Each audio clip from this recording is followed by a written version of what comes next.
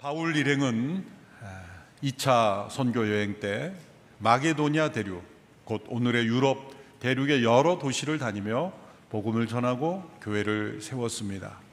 그리고 나서 안디옥으로 다시 되돌아옵니다. 바울의 여러 차례의 선교 여행은 언제나 안디옥에서 출발해서 또 안디옥으로 되돌아오는 그런 모습을 봅니다. 그것은 안디옥에 돌아와서 다시 하나님의 행하신 일들을 보고하고 격려받고 또 재정비를 하고 또 새로운 지역의 인도하심을 받아 또 복음을 전하러 떠나는 이러한 방식으로 바울의 사역이 이루어졌습니다.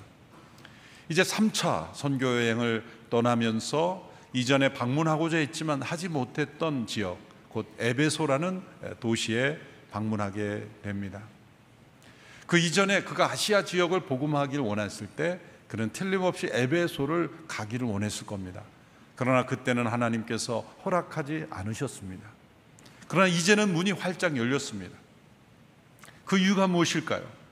생각해 보면 초창기에 그가 사역을 할 때 에베소에 갔다면 이처럼 더 효율적인 사역을 하기 어려웠을 겁니다. 아마 잠시 방문하고 떠나야만 했을지도 모릅니다. 또 1차, 2차를 여행을 하면서 이제 바울을 동역할 수 있는 실라와 디모데, 그리고 오늘 본문에 나오는 브리스길라, 아굴라 같은 좋은 동역자들이 같이 세워짐으로써 협력하여 이 에베소 도시에 놀라운 영적인 부흥을 일으키는 그러한 팀 사역이 이루어질 수 있었다는 것이죠. 하나님께서 때로 우리의 계획을 막으시고 인도하시지 않은 것은 우리를 버리신 것이 아닙니다. 나의 뜻과 계획이 나의 시간표대로 이루어지지 않는다고 해서 하나님을 원망해서는 안 됩니다. 도리어 하나님은 나의 계획과 또 다른 계획, 나의 시간표와 다른 시간표에 따라서 하나님의 선하신 역사가 이루어질 수 있도록 하나님은 역사하고 계심을 믿어야 하는 것입니다. 바울이 그랬습니다. 초창기 에베소는 가지 못했지만 이제 3차 선도의 일정 가운데 에베소에 감으로 놀라운 에베소가 그 사회가 변혁되고 수많은 귀신 들린 자들이 변화되고 마술에 붙여 살던 이들이 주께로 돌아오는 역사가 일어나게 됩니다. 특별히 이리 함께 동역자가 된 브리스길라와 아굴라라는 부부가 나옵니다. 이 브리스길라와 아굴라 부부는 원래 로마에서 예수님을 믿었던 이들입니다. 바울에 의해 전도된 사람이 아니라 누군가에 의해서 복음을 듣고 변화된 로마에서부터 예수를 믿었습니다. 그런데 글라우디오 총독이 로마에 있는 모든 유대인들은 다 떠나라라는 칙령을 발표해서 쫓겨납니다. 그래서 고린도에 정착하게 되고 고린도에서 사도 바울을 만나게 됩니다. 함께 동역하다가 이제 바울이 에베소로 옮기게 되자 함께 에베소로 옮겨오게 됩니다. 브리스길라, 아굴라는 사업을 하는 이들이었지만 복음을 정확하게 깨닫는 성령 안에 있는 사람들이었습니다. 그런데 에베소에 와보니 에베소에 있던 아볼로라는 그런 교사가 있었습니다. 아볼로는 알렉산드리아 출신입니다. 알렉산드리아는 당시에 이 사상, 철학, 이 발달한 지역이었기에 학식이 있었던 사람이었습니다. 그는 성경에 능통한 사람이었고 그리고 잘 가르치는 사람이었습니다. 그러나 그는 요한의 세례만 알았다고 했습니다. 예수 그리스도에 대해서 당시에 어떤 사람보다도 가장 정확하게 전하고 있었던 사람임에도 불구하고 브리스길라, 아굴라가 볼 때 바울과 함께 동역했던 그들이 볼 때는 아직도 부족한 부분이 있었습니다. 그래서 이 브리스길라, 아굴라가 이 아볼로를 자신의 집에 데려다가 하나님의 도를 더 정확하게 알려줌으로써 요한의 세례만으로는 합당하지 않고 예수 그리스도의 이름으로 세례를 받고 더 나아가 성령님의 역사심에 대한 이 충분한 하나님의 진리를 설명하는 일이 있었다는 겁니다. 어떻게 보면 정반대가 된 것 같습니다. 아볼로가 브리스길라, 아굴라를 가르쳐야 될 것 같은데 정반대가 된 것이죠. 여러분, 많은 학식이 복음을 깨닫는데 때로는 방해가 될 수 있다는 겁니다. 인간의 사상과 복잡한 철학이 도리어 이 복음의 단순성, 십자가의 진리와 부활의 역사를 도리어 받아들이지 못하게 하는 일들이 일어나기도 합니다. 유럽의 많은 그런 사상가들, 철학가들이 인간의 이성을 중심으로 성경을 들여다보면서 성경에 나타난 기적, 예수님의 부활을 비롯한 하나님의 초자연적인 역사를 받아들이지 않고 그것을 다 신화라고 여기며 그 신화적인 요소를 다 벗겨내는 것이 올바르게 역사적 예수님을 믿는 것이라 그렇게 가르치는 성경 비평학이 등장하면서 많은 사람들이 하나님을 떠났고 유럽의 교회가 지금 이렇게 무력하게 되고 그저 유물로, 과거의 유물처럼 되어버린 이유는 인간의 이성과 철학이 하나님의 진리 곧 복음을 가로막았기 때문입니다. 이게 브리스길라와 아굴라가 아볼로를 가르쳐 복음을 깨닫게 한 것처럼 비슷한 일이 네덜란드에도 있었습니다. 네덜란드에 수상을 역임하였던 목회자인데 이분은 교육을 개혁하기 위하여 반혁명당이라는 당에 참여함으로써 그 당수가 됨으로써 수상이 몇 년간 되었죠. 그래서 교육개혁을 한 사람입니다. 오늘날의 네덜란드가 이처럼 부강하게 된 기초를 놓은 인물이죠. 그분이 20대에 네덜란드의 레이덴 대학이라는 대학에 신학박사 학위를 받았는데 이성적인 학문으로 신학을 공부하는 학교였습니다. 그 학교에서 가르치는 신약학 교수는 이런 식으로 학생들에게 도전했다고 합니다. 아직도 예수님이 실제로 부활했다고 믿는 어리석은 사람들이 있습니까? 그렇게 말했을 때 모든 학생들이 그렇죠. 예수님이 실제 부활한 게 아니죠. 라고 그렇게 인간의 이성, 인간의 경험에 국한하여 성경을 왜곡하여 하게 믿던 그런 분위기 속에 그런 학교 학풍에서 박사학위를 받은 거예요. 그러나 신학 박사를 학위를 받았으니 얼마나 자신이 자랑스럽고 프라우드가 있었겠습니까? 한 교회의 담임 목사로 가서 설교를 하는데 자신이 배웠던 신학으로 설교를 한 것이죠. 한 성도의 가정에 신방을 했는데 한 여자 성도가 이 카이퍼에 대하여 도전을 합니다. 저는 목사님의 설교를 진리라고 받아들일 수가 없습니다. 강하게 도전하는 거예요. 복음에서 떠난 설교입니다. 이때 충격을 받죠. 내가 신학 박사인데, 내가 유명한 대학에서 박사학위를 한 사람인데, 그러나 그분의 말이 옳았고 브리스길라와 아굴라가 이 아볼로를 깨우치는 것처럼 그런 깨우침의 역사가 일어나서 카이퍼가 변화되게 되죠. 그래서 그런 네덜란드 사회를 복음적으로 변화시키는 그런 귀한 일꾼으로 쓰임을 받게 됩니다. 이런 브리스길라 아굴라 같은 동역자가 이제 바울 곁에서 함께 에베소에서 동역하게 된 축복, 이것이 초창기에 그가 에베소를 갔더라면 없던 일들입니다. 이 에베소의 사역에서 뚜렷한 두 가지 변화가 있습니다. 첫째는 성령의 세례의 축복이 나타났다는 것입니다. 본문 19장 2절에 보면 바울이 에베소에 가서 몇몇 제자들을 만나서 그들에게 질문했습니다. 당신들이 믿을 때 성령을 받았습니까? 믿을 때라는 질문은 믿은 그때에 혹은 믿고 난 이후에 라고 해석할 수가 있습니다. 이것은 바울이 그 에베소 성도들을, 믿는 제자들을 확인하는, 신앙을 점검할 때 아볼로에 의해서 말씀을 잘 배웠지만 성령의 역사하심을 체험하는 단계까지 이르지 못했다는 것을 확인하고자 했었습니다. 물론 그 당시에는 오순절 성령 강림이 임한 이후임에도 불구하고 아직 교리적으로 삼위일체라든지 또 이런 예수 그리스도의 십자가와 구속의 사역, 성령님이 어떤 역할을 하는지 교리적으로 오늘 이 시대에 우리가 가지고 있는 그러한 그 성경을 진리를 교리화하는 내용이 보편화되지 않았기 때문에 성령님을 알지 못한 이들도 분명히 있었을 겁니다. 그러므로 이런 질문부터 시작을 한 것이죠. 그들은 이렇게 대답했습니다. 우리는 성령이 있음도 알지 못합니다. 그 당시 그들은 당연할 수도 있습니다. 그러나 오순절 성령 강림의 역사가 일어났을 때 그들은 마치 세술에 취한 사람처럼 성령의 감동을 받아 복음을 전했죠.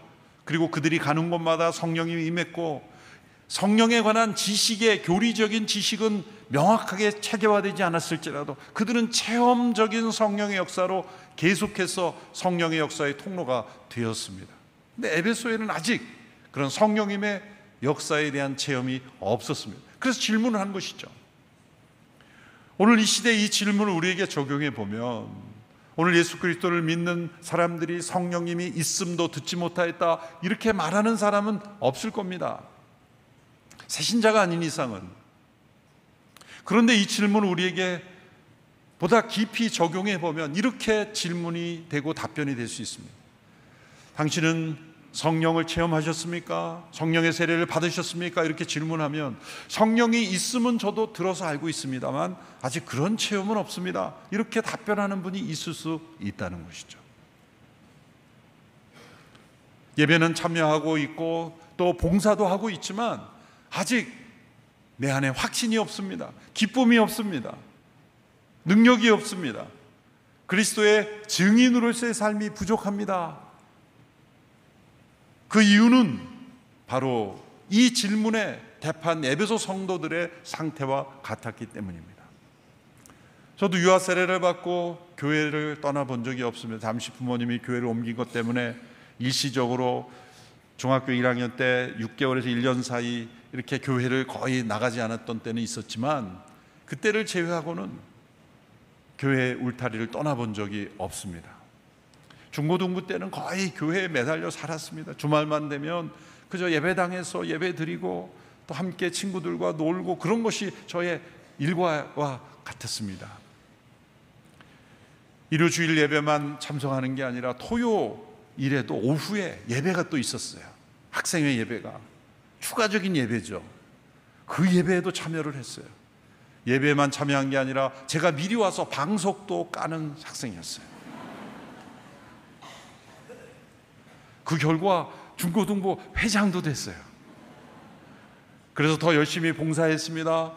학생회 예배만 드린 게 아니라 예배가 끝나면 토요일 저녁에 그 다음날 어르신들이 예배 드리기 위해서 주보로와 헌금 봉투를 다 꽂아놓는 봉사까지 했습니다. 누가 봐도 저는 예수님 믿는 학생이었고 예배를 드린 정도가 아니라 봉사까지 했던 학생입니다. 만일 그 시점에서 예수님이 재림하셔서 역사가 끝나고 심판한다면 저는 구원 받을까요? 못 받을까요? 제가 못 받았으면 저는 너무 억울했을 것 같아요. 분명히 저는 예수님 믿는다고 고백하였습니다.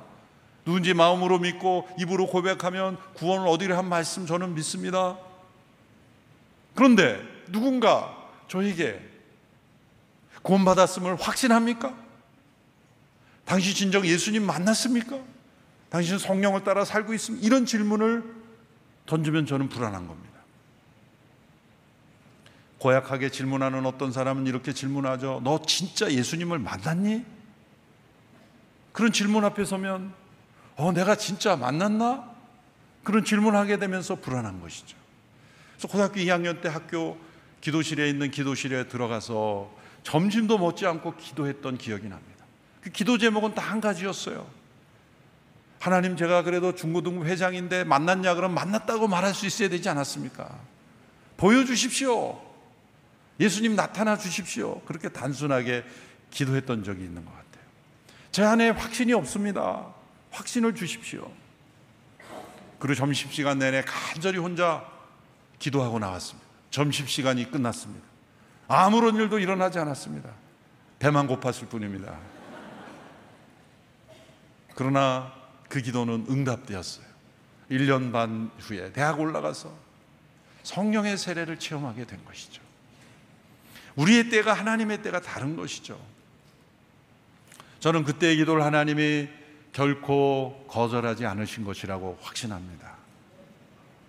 중요한 것은 예수님을 믿지만 아직 성령의 세례를 경험하지 못한 이들에게는 의심이 있고 불안이 있고 확신이 없고 그리고 그리스도를 증거할 담대함이 없는 것이죠. 그렇다 그래서 구원받지 못한다고 말할 수는 없어요. 구원받는 이들 중에는 어떤 분들은 천국에 가서야 확신하게 되는 분들이 있습니다. 아, 진짜 내가 구원받았구나. 놀라는 사람도 있어요. 진짜 구원받았네.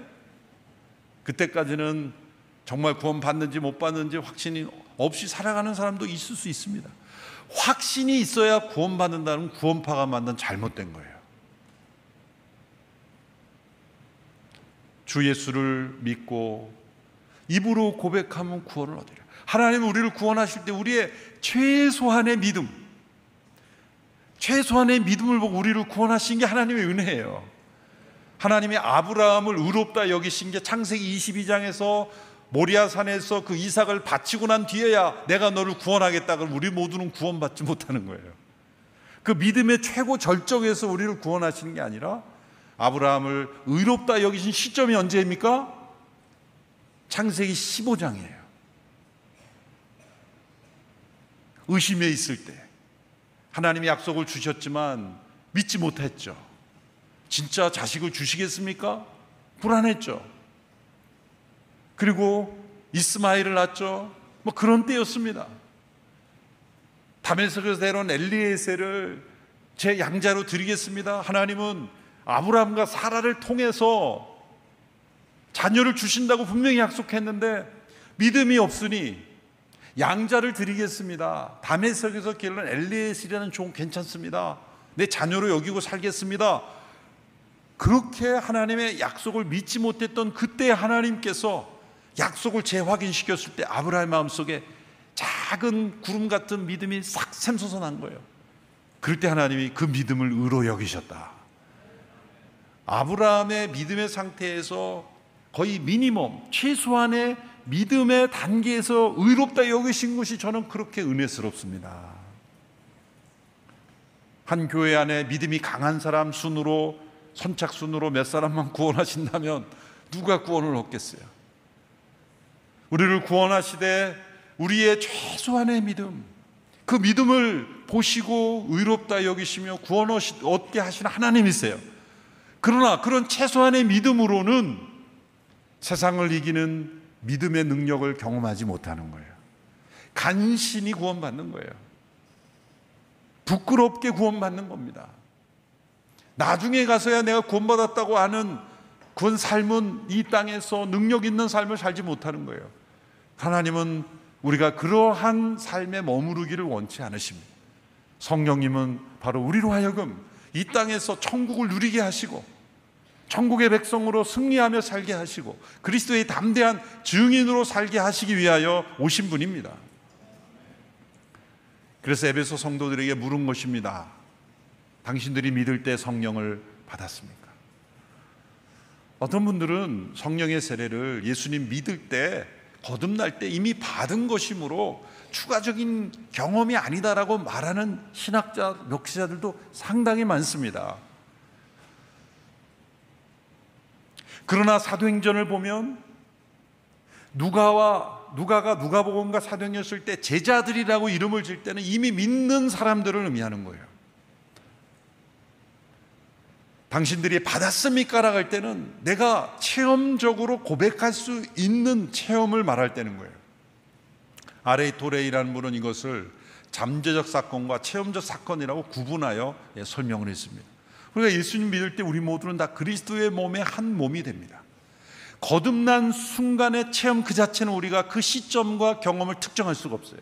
예수님께서 니고데모에게 말씀하실 때 바람이 어디서 와서 어디로 가는지 알지 못하는 걸 거듭난 자는 이와 같다라고 말하는 것은 바람이 어디서 왔는지 압니까? 바람을 어떻게 막을 수 있습니까? 태풍을 아무리 과학이 발달한 이 시대에도 태풍은 막을 수가 없어요.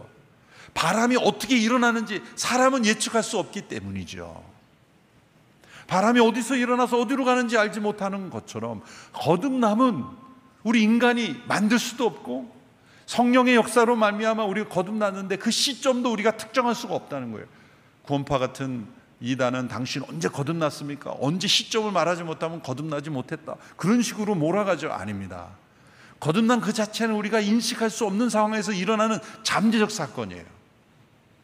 그런데 문제는 거듭났음에도 불구하고 아직 믿음의 확신 가운데 이르지 못하기 때문에 성령님께서 우리를 도와주셔서 성령의 세례를 통하여 우리가 거듭난 자로 살아갈 수 있도록 도와주시는 보혜사가 오시는 겁니다. 그것을 체험적 사건이라고 말하는 거죠. 사도행전 8장에서도 사마리아 사람들에게 빌립이 사역을 할 때 그들은 예수님 믿고 예수님의 이름으로 세례조차 받았음에도 성령을 경험하지 못했어요. 8장 15절 16절의 말씀을 보십시오. 베드로와 요한은 그곳에 도착해서 사마리아 사람들이 성령 받기를 기도했습니다. 이는 그들에게 아직 성령이 내리시지 않았고 그들은 주 예수의 이름으로 세례를 받았을 뿐이었기 때문입니다. 예수님의 이름으로 세례까지 받았지만 아직 성령이 내리시지 아니함으로 확신 가운데 있지 못한 이들이 있었고 그들 위해 성령 받기를 기도했다는 것입니다. 그러므로 바울이 에베소 제자들에게 당신들이 믿을 때 성령을 받았습니까? 라는 것은 그들이 안 믿는 상태에서 이제 믿게 되는 상황을 말하는 게 아니라 믿고 있었지만 아직 요한의 세례만 알고 있었어. 그래서 예수님의 이름도 세례도 받고 예수님의 이름으로 세례도 받을 뿐만 아니라 성령이 오시기를 기도하는 사역을 함께 했다는 거죠. 4절에서 7절이 바로 그런 내용입니다. 바울이 말했습니다. 요한의 세례는 회개의 세례입니다. 그는 자기 백성들에게 자기 뒤에 오실 분을 믿으라고 했는데 그분이 바로 예수입니다. 그들은 이 말을 듣고 곧바로 주 예수의 이름으로 세례를 받았습니다. 바울이 그들에게 손을 얹자 성령이 그들에게 내려 그들이 방언으로 말하며 예언하게 됐습니다. 그들은 모두 12사람 정도였습니다. 이들은 주 예수의 이름으로 세례를 받음과 동시에 바로 직후에 성령의 세례를 받죠. 이처럼 이 시점을 우리가 특정할 수 없는 거예요. 보시면 앞서 사도행전 8장은 예수 그리스도의 이름으로 세례를 받은 이후에 한참 이후에 빌립을 받아 성령의 세례를 받은 거죠. 이 에베소는 주 예수의 세례를 받음으로 동시에 성령의 세례가 임한 거죠. 세례식을 인도해보고 또 세례 받는 분들의 간증을 들어보면 이분은 성령의 세례를 먼저 받은 분이구나, 그런 분들이 있어요. 어떤 분은 물 세례를 받기 이전에 벌써 성령 세례를 받고 난 이후에 물 세례를 받는 분이, 어떤 분은 물 세례를 받았지만 분명히 예수님 믿습니다 고백하고 세례를 받고 확증되었지만 성령의 세례를 받지 못한 분들도 있어요. 어떤 분은 물 세례를 받음과 동시에 그때 성령의 세례를 받는 분도 있어요. 그 시점은 우리가 법칙으로 만들 수 있는 것이 아닙니다. 성령님의 주권적인 역사이기 때문이죠. 그래서 우리는 간구하고 사모하고 기도할 따름입니다. 그러나 분명한 것은 약속된 선물이라는 것입니다. 그저 어린아이의 단계에 연약한 신앙에 머물지 않기 원하시기에, 우리가 강건한 신앙이 되기 원하시기에, 우리가 의심과 유혹에 넘어지는 신앙이 아니라 능력과 확신으로 거하는 신앙이 되기를 원하시기에, 나만 아는 남의 문제와 필요에 사로잡힌 신앙이 아니라 하나님의 나라의 의를 구하고 하나님의 나라의 선교에 헌신한 신앙이 되기를 원하시기에 성령님은 반드시 약속대로 오시는 분이라는 것입니다. 이러한 일들이 에베소에서 일어났습니다. 또 하나의 사역이 일어났습니다. 그것은 이제 바울이 제자들을 두란노 서원이라는 곳에서 훈련을 시킴으로 사역자를 파송하는 그런 패러다임으로 전환되었다는 거예요. 지금까지는 바울이 다니면서 복음을 전하고 그리고 또 교회를 세우고 또 다른 곳에 가서 직접 사역을 하곤 했는데, 이제는 사역자들을 훈련시켜서 파송하여 그들로 하여금 교회를 세우는 모델로 전환되었다는 겁니다. 그것이 바로 에베소에서 시작되었습니다. 하명조 목사님이 세우신, 교회보다 먼저 세운 두란노 서원 문서 사역의 그 기원이 바로 이 두란노 서원이고, 두란노라는 사람의 개인 서원을 빌려서 바울이 사역하게 된 것입니다. 그로 인해서 아시아 지역에 많은 교회가 세워졌죠. 우리가 요한계시록에 나오는 소아시아 7교회라고 하는 골로새, 라우디아 교회, 그런 교회들도 이 바울에게서 이 두란노 서원에서 훈련받은 제자들이 파송되어 교회를 세우고 사역하였던 것으로 우리는 충분히 추측할 수가 있습니다. 이 두란노 서원에서의 말씀의 사역, 훈련의 사역, 이들은 사본들에 의하면 언제 모였냐면 오전 11시에서 한 3시, 가장 더울 때 중동 지역에, 또 그 지역에서 가장 무더운 날씨에 모인 거예요. 왜 그때 모였냐면 그때가 빈 시간, 그 서원이 사람들이 더워서 오지 않는 시간이기 때문에 빌릴 수 있었던 거예요. 하나님의 말씀에 대한 사모가 그처럼 사모함이 강했다는 거예요. 여러분, 성령의 세례를 경험한 이들은 이렇게 주의 말씀에 대한 사모함의 특징이 나타나는 거예요. 내가 성령의 세례를 받았는가 안 받았는가는 하나님의 말씀에 대한 태도를 보면 압니다.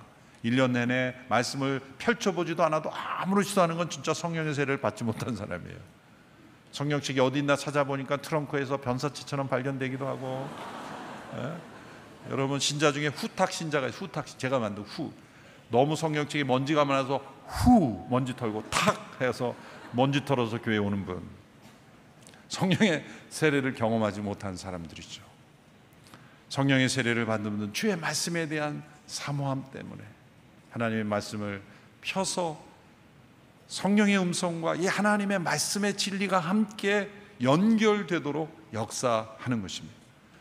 이렇게 성령과 주의 말씀이 연결되어 역사할 때 큰 능력이 나타나는 거예요. 오늘 말씀에 보면 11절 12절에 이러한 일들이 나타납니다. 함께 읽어보겠습니다. 개정 번역으로 시작.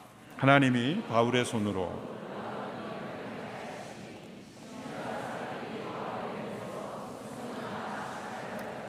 병든 사람에게 얹으면 그 병이 떠나고 악귀도 나가더라. 당시 에베소는 우상의 도시일 뿐만 아니라 마술의 도시요 귀신의 도시였습니다. 당시 마술은 단지 사람들의 눈을 속이는 정도가 아니라 귀신의 힘을 힘입어 주술도 하고 주문도 하고 저주도 하는 그러한 도시였어요. 하나님께서 초창기 바울을 에베소에 보내지 않고 이렇게 1차, 2차 전도여행을 통해 동역자들이 함께 들어갈 수 있게 하신 것에 저는 여기에 이유가 있을 거라고 생각합니다. 강력한 영적인 그 사단의 견고한 진이 있고 그 악귀들이 있고 그 주술사들이 있기 때문에 함께 팀으로 합력하여 기도하는 중보자들, 협력하는 동역자들이 필요했기 때문입니다. 이렇게 두란노 서원에 주의 말씀을 가르치고 훈련하는 사역과 더불어서 놀라운 기적들이 나타나요. 신유의 기적도 나타나고 귀신이 떠나가는 일도 나타나고 또 마술에 붙어서 살아가던 사람들이 회개하는 일들이 일어나기 시작한 거예요. 그래서 그 모습을 보고 마술한 어떤 유대인이 바울이 하는 말을 귀담아 듣고 그걸 주문처럼 이용했다고 오늘 말씀에 나오잖아요. 자기는 예수님을 믿지 않지만 바울이라는 사람이 이 귀신을 쫓아내는 거 보니까 저렇게 하면 되겠구나, 그래서 그 문구를 주문으로 이용하죠. 바울이 전하는 예수의 이름으로 명하노니 나가라. 양심은 좀 있는 사람이에요. 그랬더니 악한 영이 뭐라고 대답합니까? 내가 예수도 알고 바울도 아는데 너는 누구니?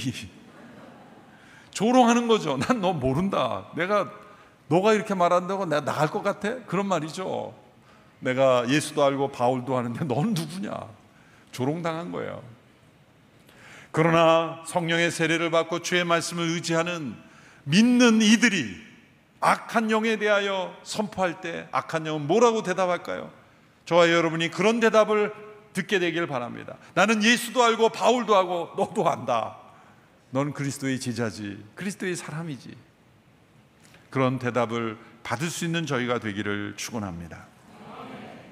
에베소에서 이렇게 마술에 붙어 사는 사람이 얼마나 많았냐면 이들에게서 귀신이 떠나고 마술에 붙었던 그런 일들이 떨어져 나가자 사람들이 그 마술책들을 다 모아 불을 태웠는데 그 가격을 매겨보면 5만 드라크마가 됐다는 거예요. 5만 드라크마, 5만 명의 하루 품삯이에요. 한 사람의 130년 이상의 연봉이에요. 어마어마한 가치의 마술책들이 불태워진 거예요. 에베소 도시가 변혁이 된 거죠. 성령과 주의 말씀의 역사가 하나 될 때 한 도시가 변하고 사회가 변화된 거예요. 평양 대분동이 1907년에 일어났을 때 그것은 교회당에 모이는 사람만 숫자가 늘어난 게 아닙니다. 우리나라처럼 가난과 구습이 찌들어 있던 이 나라가 어떻게 이렇게 짧은 시간에 나라가 급변할 수 있는가? 사람들은, 역사가들은 그저 한강의 기적이다 이렇게 부르지만 단지 열심히 한다고 된 거는 아니에요. 1907년 대부운동을 시작해서 영적 분동이 교회 안에 일어났고, 그 부운동은 사회의 구습을 철폐하는 변화가 일어난 거예요. 축접제, 노비제, 조혼제, 이런 모든 사회의 관습이 변화되는 일, 이 마술책들이 불태워지는 것처럼 그런 사회 변혁이 일어났기에 대한민국이 이처럼 선진국가가 되어가고 있는 것이죠. 4차 로잔대회를 준비하면서 제가 이제 환영 인사를 하게 되면서 어떤 말씀으로 이렇게 할까 생각을 해봤더니 참 놀라운 일들이 많았습니다. 1910년 이와 비슷한 선교대회가 처음으로 에딘버러에서 2,500여 명의 전세계 선교사들이 모인 게 역사상 처음으로 모인 거예요. 그때 우리나라에 사역하던 사무엘 마페 선교사님이, 언더우드 선교사님, 또 윤치호 선생님, 이런 분들과 함께 몇 분이 참여했습니다. 우리나라에 일어난 1907년의 평양 대북운동 이후에 한국 교회의 모습을 소개하는 그 연설이 지금 번역되어 우리에게까지 전해지고 있습니다. 그때 이렇게 말합니다. 이렇게 작고 연약하고 멸시당하고 이렇게 능욕을 당하는 이 작은 나라가, 지금은 이런 사회였지만 이 부흥운동을 통해 볼 때 이제 이 나라는, 이 한국교회는 극동아시아뿐만 아니라 온 열방에 영적인 축복을 나누는 통로가 될 것을 확신한다. 그런 예언적인 고백이 이루어진 게 이 4차 로잔대예요. 전 세계 지도자들이 한국에 모여 함께 기도할 수 있다는 것, 이것을 우리가 호스트할 수 있게 되었다는 것. 처음에 왜 인천인가 했을 때, 그것은 송도에 있는 컨벤시아가 가장 공항에서도 가깝고 트래픽도 효율적이고 또 저렴하고 서울이나 이런 데 있는 시설보다 저렴, 그래서 사실은 인천 송도에 컨벤시아를 한 거예요. 그런데 돌이켜보니까 인천항이 재물포항 아닙니까? 선교사님들이 들어오던 항구예요. 선교사님들이. 네? 여러분 별로 감동이 없으신 것 같은데, 왜 인천인가 했을 때 우리는 그냥 효율성을 따지고 정했는데, 생각해 보니까 모든 선교사님들이 다 재물포항으로 들어왔잖아요. 더 놀라운 건 로잔운동을 대표하는 마이클 오 2세인데요. 그 아버님이 세브란스 의과대학 교수로서 이제 이민 가서 이 재미교포가 됐는데, 그 어머니가 인천에 있는 내리교회에서 주일학교出석했다는 거예요. 그 할머님이 내리교회 권사님이라는 거예요. 선교사님들이 복음을 전해서 세워진 그 교회에 그 출신 가문인 거 해도 자기도 몰랐대요. 자기도 몰랐대요. 하나님의 섭리는 이렇게 1907년의 평양 대북운동부터 2024년까지 우리는 다 단절된 역사로 생각할지 모르지만 하나님의 역사는 다 연결되어 있는 겁니다. 우리의 인생도 그렇습니다. 성령과 주의 말씀 가운데 있는 한 사람의 인생은 하나님이 반드시 귀하게 사용하시고 붙드시고 역사하실 줄로 믿습니다. 제가 고등학교 2학년 때 끼니를 거르며 금식하며 그렇게 간절히 기도했던 기도는 결도 헛되지 않았다. 대학 때 성령의 체험으로 목회자로 헌신되고 오늘이 교회를 섬겨 이제 4차 로잔대회 공동조직위원장으로 섬기는데 모든 것이 다 하나님의 역사의 흐름 속에 있다는 것. 여러분, 성령님을 아직 체험하지 못한 분들, 성령의 세례를 사모하십시오. 간구하십시오. 당장은 아닐지라도 하나님은 그 기도를 반드시 들어주십니다. 주의 말씀 가운데 나갈 때 그 말씀이 여러분들을 세우고 여러분들의 가정과 가문을 통해 하나님의 놀라운 역사가 일어나게 될 줄로 믿습니다. 기도하겠습니다. 이 시간 잠시 함께 기도하겠습니다. 믿을 때 성령을 받았습니까? 라는 질문 앞에 성령이 있음도 알지 못합니다 라고 고백하였던 에베소 제자들처럼 이런 질문을 받을 때 성령이 있는 것은 알지만 아직 성령을 따라 살아가지 못하고 있습니다 라고 대답할 수밖에 없는 성도들이 있다면, 오늘 이 시간 이후로부터 성령님 내 안에 충만하게 임재하여 주시옵시고, 성령의 음성을 듣고 성령을 따라 살아가는 삶이 되게 하여 주옵소서. 성령의 세례의 축복을 누리게 하여 주옵소서. 주의 말씀이 능력 있게 역사되는 삶이 되게 하여 주시옵소서. 우리 함께 성령님을 사모하며 주의 말씀을 사모하며 함께 합심하여 기도하며 나아가겠습니다. 살아계신 하나님 아버지, 오늘 우리를 이 시간까지 인도하신 은혜에 감사를 드립니다. 오늘 우리가 그리스도의 한 몸 되게 하시며 성령님 안에 모이게 하시니 감사합니다. 그러나 아직 성령 세례를 경험하지 못하고 믿음의 충만한 능력을 경험하지 못한 이들이 있습니까? 오늘 이 시간 임재하여 주시고 이후로부터의 삶이 성령 안에서 살아가는 삶이 되게 하여 주시고 주의 말씀의 능력을 체험하는 삶이 되도록 역사해 주시옵소서.